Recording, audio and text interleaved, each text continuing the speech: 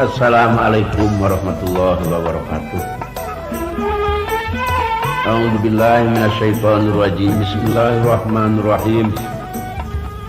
Alhamdulillahirabbil alamin wassalatu wassalamu ala asyrofil mursalin wa ala alihi wa ashabihi ajma'in, amma ba'du. Para hadirin anu sami-sami dimuliakeun ku Allah Subhanahu wa taala. Dipayun simkuring muji syukur hakikat ka Allah Subhanahu wa taala, syariat ka ibu-ibu, bapak-bapak anu di mana bae ayana. Simkuring bare serioskeun kajadian baheula di Jawa Tengah. Ibu-ibu, bapak-bapak, aya hiji jalmi anu kalintang beungharna. Harta kakayaanana anu kalintang seueurna, brok dijuru, brok dipanto, ngalayah di tengah imah. Ai jenenganana eta si jalma teh nyaeta Ki Narilan. Ari pamajikanana nyaeta jenenganana Nyi Masnud.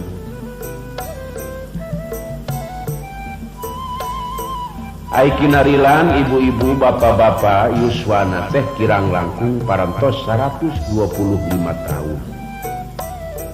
Jarang pisan pal sagede. Ari bojona parantos 115 tahun umurna. Ari putrana sadayana aya 11, nyaeta awewe sadayana.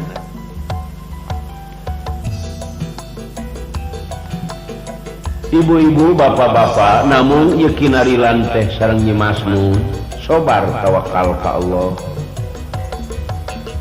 Sareng harta kakayaanana teh istuning ditasarufkeun kana jalan Allah Subhanahu wa taala. Ki Narilan seuring pisan gugah wengi ngalaksanakeun salat tahajud. Sebab dauhan Allah dina Al-Quran, a'udzubillahi minasyaitonirrajim, bismillahirrahmanirrahim. Wa minal laili fatahajjad bihi nafilatalaka asa ayyab'asaka rabbuka maqaman mahmuda. Sahan hudang tipeting patahajjad maka terus salat tahajud. Sanajan sunnah eta hukumna pasti aing teh Allah baris maparinan tempat anu terpuji ka eta si jalma. Maparinan tempat anu terpuji baris meunang kamuliaan ti Allah Subhanahu wa taala.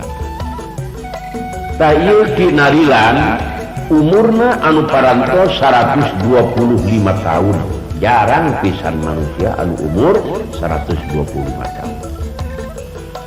Ari bojona parantos 115 tahun. Anu geus pararongko ieu teh. Ari putrana aya 11, istri sadayana. Ibu-ibu, bapak-bapak, jadi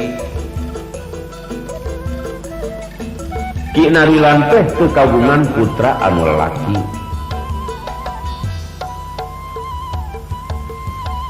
Ngaranna anu sakitu poharana putra teh sadayana istri bae sama sakali teu daekeun kagungan putra lalaki. Nya Ki Narilan teh siang kalayan mengi teu aya deui anu diemut ku anjeunna ku hoyong kagungan putra anu lalaki. Jadi manehanana Ki Narilan ngalamun mabeurang teuting kulantaran manehanana ku hoyong kagungan putra pamegat ngan ditingali syariatna ieu bojona atuh kumaha da parantos bongkok yuswana parantos 115 tahun. Nya Ki Narilan teh bingung ku hoyong kagungan putra anu pamegat, putra lalaki jeung hayang boga anak lalaki teh anu soleh anu bisa nyalametkeun ka indung bapa ti dunya sampai ka alam akhirat. Tak kitu sebab lamun urang teu boga anak anu soleh teh bahaya cek kinarilan iki Masnun Nyi Masnun. Kumaha atuh cek Nyi Masnun? Dalah dikumahakeun da urang teh kagungan putra mah seueur aya 11 namun teu aya nu pameget. Ayeuna kumaha atuh pan kuring parantos sakieu kolotna. Ayeuna aki make hayang boga anak lalaki kalayan anu soleh na mungu syariat mah atuh da parantos repot. Tapi keukeuh ceuk kinarilan aing mah euy ku hayang boga anak lalaki sarta anak anu soleh.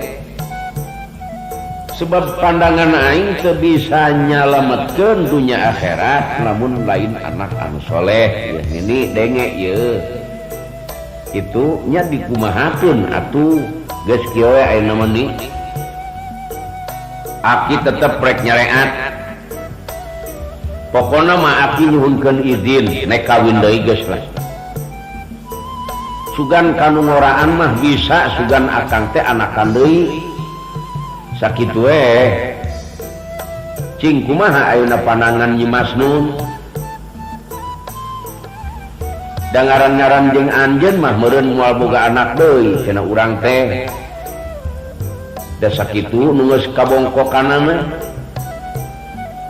paladirin ieu teh kinarilan aya rancana naik nikah deui. Dedeh teuing Nyi Masnun guling gasahan berang penting ku mung aing diwayuh ku mung. Geus kolot ieu teh Kang kudu atuh cing ngukur maneh era. Awak mani geus bongkok.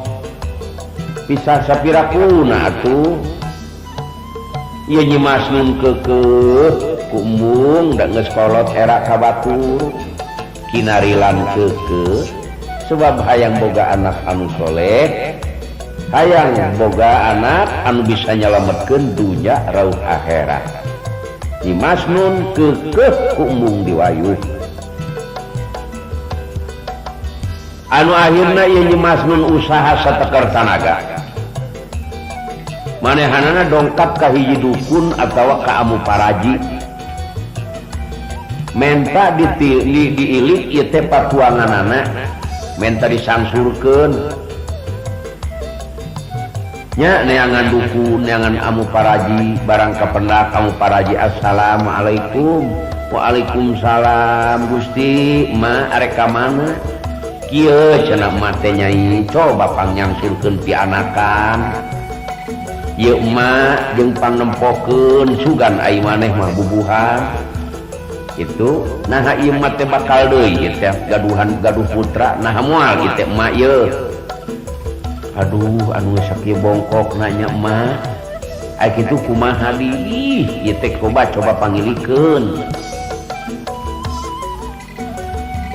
barang disangsulkeun ku eta dukun kumu paraji teh aduh nini pi anak ka nini teh aya keneh namun ngan hiji deui aya keneh ngan hiji deui.